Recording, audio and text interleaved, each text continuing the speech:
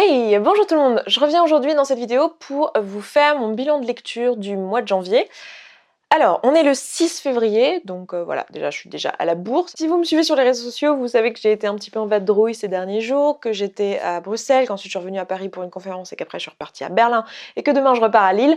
Donc voilà, c'est un peu mouvementé et j'ai souffert d'un chouïa de désorganisation. C'est pour ça. Donc aujourd'hui, je vais vous parler des lectures que j'ai fait ce mois-ci. J'ai lu 4 livres. Je les ai tous lus au format audio, donc j'ai pas du coup la couverture à vous montrer, mais je vous mettrai un petit insert ici. D'ailleurs, je vais me mettre un peu, comme ça j'aurai de la place pour mettre les... En premier, j'ai lu Money and the Law of Attraction par Esther et Jerry Higgs. Ensuite, j'ai lu The Miracle Morning par Hal Elrod. Ensuite, j'ai lu Les 5 blessures qui empêchent d'être soi-même par Lise Bourdeau. Et enfin, j'ai lu Quiet, qui est donc de Susan Cain. Alors, je vais commencer par Money and the Law of Attraction. Je vous en ai un tout petit peu parlé dans ma vidéo sur le destin que je vous remettrai ici. Je vous sous-entendais dans cette vidéo que j'avais pas trop aimé ce livre. Alors, c'est un livre sur lequel j'ai procrastiné depuis pas mal de mois. Je sais que la loi d'attraction, c'est un truc hyper important dans le développement personnel. Enfin, c'est un concept sur lequel on tombe assez régulièrement quand on commence à s'intéresser au sujet. Et moi, de base, le concept, j'avais un peu de mal. Vous voyez, j'étais un peu genre... Pour plusieurs raisons. La première, c'est que déjà, le concept en lui-même, c'est si vous pensez à quelque chose, il va forcément vous arriver. Alors que ce soit quelque chose de positif que vous souhaitez, ou que ce soit quelque chose de négatif. Si vous dites je vais devenir riche, je suis déjà en train de devenir riche, et bien vous devenez riche. Voilà. Et je trouve le concept simpliste. Je trouve que la façon dont il est décrit est essentiellement, à chaque fois, c'est très... croyance, enfin c'est très basé sur la croyance et basé sur rien de factuel, de concret, et ça me pose un problème dans la façon de présenter les choses. Et le problème que j'ai aussi avec la loi d'attraction, c'est que c'est un terme qui est un terme qui existe en physique. La loi d'attraction, c'est un vrai truc. Et j'aime pas le fait qu'on utilise des mots scientifiques pour dire quelque chose qui n'a rien à voir. Alors vous pouvez me dire oui, ça pourrait avoir plusieurs définitions, certes, mais je trouve que c'est un petit peu du lavage de cerveau quand on parle de cette fameuse loi d'attraction, la façon dont c'est présenté, parce qu'en fait, on utilise tout un tas de mots qui appartiennent au champ lexical de la science, et ça me pose un problème, parce qu'on va retrouver des mots comme vibration, univers, alignement, loi de l'attraction, énergie. Voilà, c'est des mots pour moi qui ont un vrai sens et qui ont un sens en physique. Et pourquoi ça me gêne? Parce que je trouve que c'est un peu comme si vous connaissez le greenwashing, ça serait pour moi de la science-washing. C'est-à-dire qu'on donne de la crédibilité à un concept en utilisant des mots scientifiques. De la même façon que sur vos shampoings, vous pouvez voir des feuilles vertes et écrit naturel ou je ne sais quoi sur une bouteille de shampoing qui est bourrée de silicone et que c'est juste une façon de faire croire au consommateur que c'est un truc clean. Et ben là, ça me donne cette impression qu'on essaye de faire croire au lecteur que c'est un truc scientifique et hyper sérieux en utilisant tout un tas de mots du champ lexical de la physique, alors que c'est du bullshit, quoi. Et ça me pose un réel problème éthique. Et en plus de ça, alors je connaissais pas du tout les auteurs avant de lire leurs livres, mais dans le livre, en fait, il parle d'un certain Abraham plusieurs fois, que Abraham les a conseillés sur l'écriture de ce livre, sur l'explication de certaines idées, etc. Du coup, je suis allée rechercher sur internet qui était ce fichu Abraham qui les avait tant inspirés pour ce livre. Et en fait, j'ai compris, alors j'ai pas tout lu en détail parce que je vous avoue que ça m'a gonflé assez vite, mais j'ai compris qu'en gros, c'était une entité spirituelle qui était Abraham, qui se composait d'un tas de cerveaux intelligents qui leur donnait des instructions sur quoi mettre dans le livre. What the fuck? Comment dire? La dernière fois qu'on a des humains qui ont écrit un livre inspiré d'une voie spirituelle, ça s'est pas super bien passé pour l'humanité, donc j'ai pas hyper envie. Enfin voilà, pour moi c'est un peu gourou quoi. Genre non, c'est là pour moi, je sais, c'est peut-être moi qui suis pas ouverte d'esprit, mais là pour moi non, c'est trop la limite. Je peux pas. Et en plus de ça, le livre en lui-même, d'un point de vue très pragmatique, j'ai pas trouvé qu'il était facile à lire et bien écrit. En fait, c'est pas qu'il est mal écrit ou qu'il est difficile à lire en soi, mais je l'ai trouvé long, je l'ai trouvé pas concis, j'ai trouvé qu'il se répétait, j'ai trouvé qu'il était pas organisé, que les idées, il n'y avait pas de fil conducteur, il n'y avait pas de sens logique dans l'ordre des choses dans lequel elles étaient présentées, qu'il y avait beaucoup d'exemples qui étaient redondants les uns avec les autres. Et enfin voilà, j'ai pas aimé quoi. J'ai pas aimé. Après, il y a des bonnes idées dedans, des idées que j'ai trouvées motivantes, qui m'ont plu. Comme par exemple le fait de dire que voilà, penser positivement, ça a un effet positif sur soi, je suis tout à fait d'accord avec ça. J'ai eu quelques phrases comme ça dans le livre qui m'ont parlé, qui m'ont apporté du positif, mais dans l'ensemble, la loi d'attraction, j'ai un peu mal. J'ai un peu de mal. En fait, c'est pas que je crois pas en la loi de l'attraction, c'est juste que je ne pense pas que ce soit une croyance à avoir. En fait, je pense que c'est un truc qui marche, effectivement. Se mettre dans un mindset positif, c'est quelque chose qui marche, mais ça ne marche pas parce que miraculeusement, il y a une loi de l'univers qui nous apporte tout ce qu'on veut, mais plutôt parce que si on est dans un mindset positif, on est en état positif de accepter les choses positives qui peuvent nous arriver et de les voir. Et on met un filtre positif sur notre regard, en fait, et on voit ce qui est positif. Et du coup, on se met aussi en condition d'agir positivement pour nous. Enfin, je vais pas vous refaire la vidéo sur le dessin, mais pour moi, c'est ça. Et du coup, bon. Ensuite, le deuxième que j'ai lu, c'est The Miracle Morning.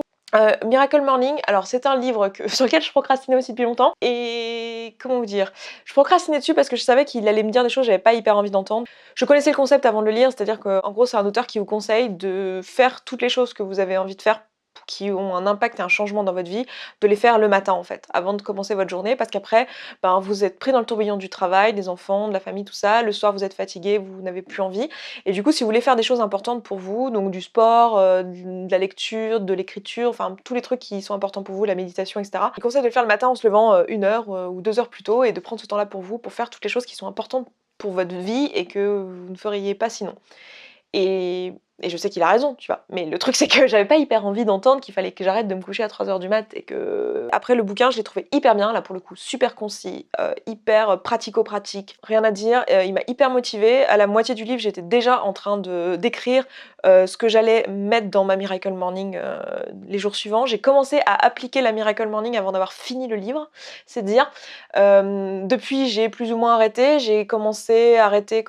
J'ai, comme je vous ai dit au début de vidéo, j'ai été pas mal en voyage ces derniers jours, donc va falloir que je trouve un moyen d'appliquer ça même quand je suis en voyage, parce que c'est prévu que je voyage pas mal cette année, avec les vlogs culturels notamment.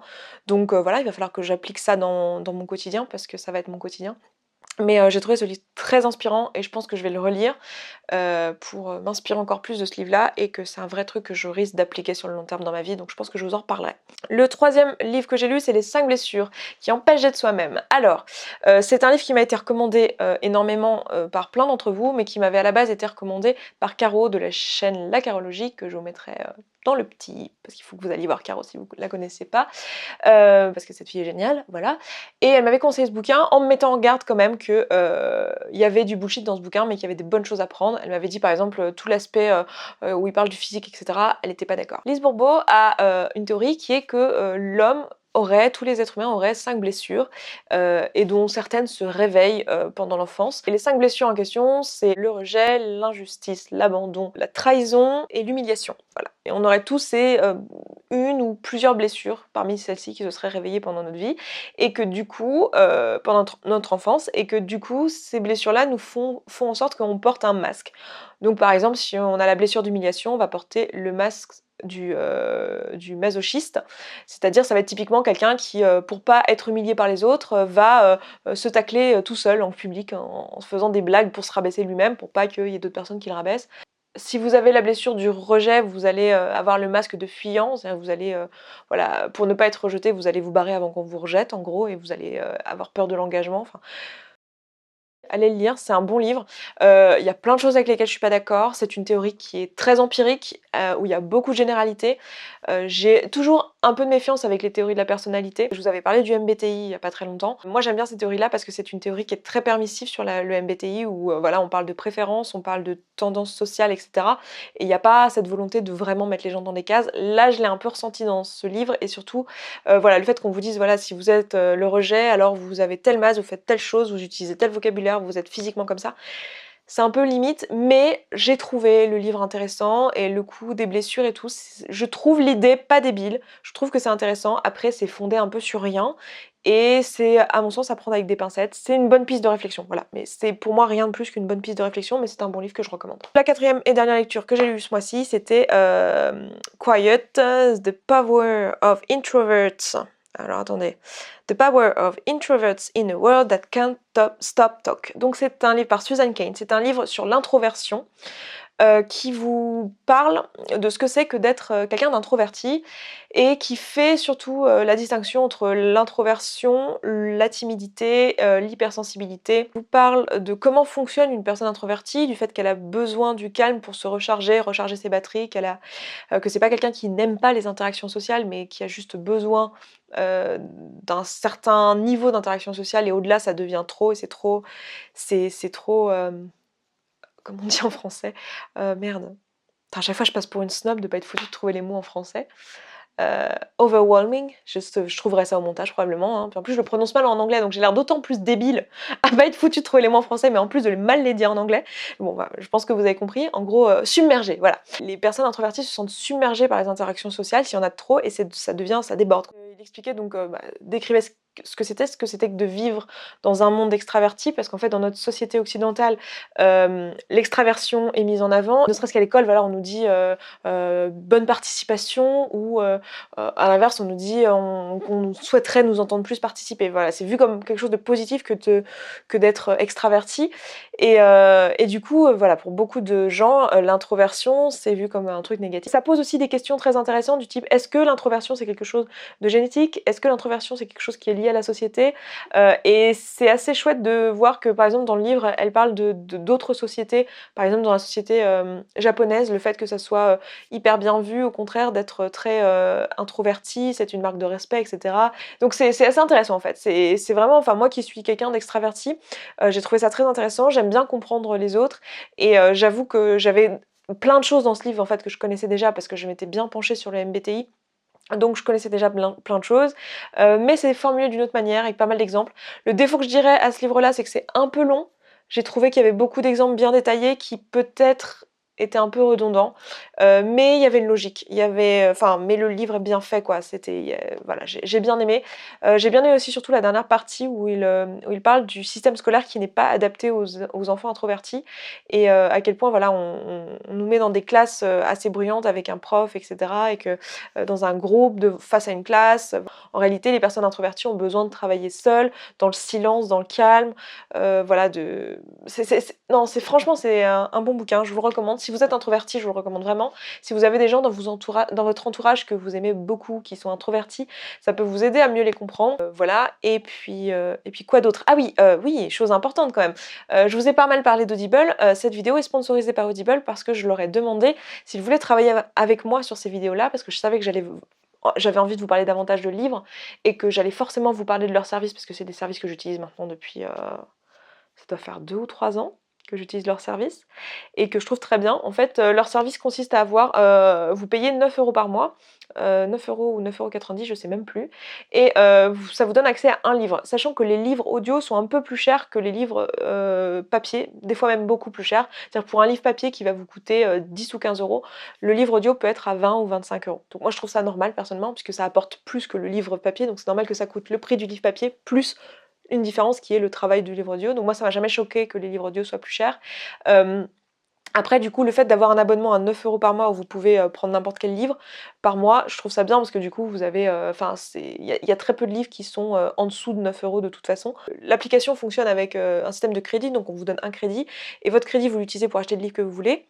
Pour acheter le livre que vous voulez, donc votre crédit vous a coûté 9 € quoi, et vous achetez le livre que vous voulez. Et vous pouvez aussi acheter d'autres livres en supplément si vous lisez plus d'un livre par mois. Moi pendant longtemps je lisais pas beaucoup et je me m'étais astreint justement avec cet abonnement à lire au moins un livre par mois. Et je choisissais des livres que je n'aurais pas pu lire, que je n'aurais pas lu en fait en format papier parce qu'ils étaient un peu compliqués. C'est comme ça que j'ai commencé les livres de développement personnel. Donc voilà, moi je trouve que c'est une bonne façon de lire plus facilement parce que vous pouvez lire dans les transports, vous pouvez lire le soir avant d'aller vous coucher dans votre lit, etc. Donc moi j'aime bien. Après ça convient pas à tout le monde les audiobooks. Du coup petit aparté, il y a eu 3 vidéos sponsorisées ce mois-ci, enfin en l'espace de 10 jours. C'est juste que c'est tombé comme ça. C'est pas que à partir de maintenant j'ai décrété qu'il y aurait une vidéo sur 2 qui serait sponsorisée. Hein. C'est pas du tout ça, c'est juste que c'est tombé comme ça. C'est des marques avec lesquelles je travaillais depuis plusieurs mois pour pouvoir sortir des vidéos et c'est tombé que elles sont toutes, on a toutes fini en même temps alors qu'on n'a pas commencé en même temps. Donc voilà, je pense que là encore, pour l'avenir, maintenant que j'ai cette expérience-là, parce que je travaillais pas avec des marques avant, maintenant que j'ai cette expérience-là, je ferai en sorte que ce genre de truc n'arrive pas parce que je trouve ça un peu casse-pied. Moi, en tant qu'auditrice, je trouve ça casse-pied quand on a beaucoup de vidéos sponsorisées à la suite, même si elles sont très sincères, même si les sponsors sont très bien et tout, je trouve ça quand même plus cool que ça soit un peu espacé dans le temps. Donc je ferai attention à l'avenir, je vous le dis juste, comme ça, au passage. Et voilà, et c'est grâce à ce genre de vidéos que je peux aussi financer la chaîne et pouvoir voyager autant, faire des vlogs culturels et cetera. Donc je suis super ravie de pouvoir faire ça. Donc c'est cool. Donc voilà, je m'arrête là pour cette vidéo. N'hésitez pas à me dire ce que vous avez lu ce mois-ci, si vous avez des lectures à me recommander. Vous m'avez déjà donné une liste énorme et je suis en train de piocher dedans. Donc voilà, pour le mois prochain. Donc merci beaucoup pour ça. Et puis je vous embrasse, je m'arrête là et je vous dis à la prochaine. Ciao ciao!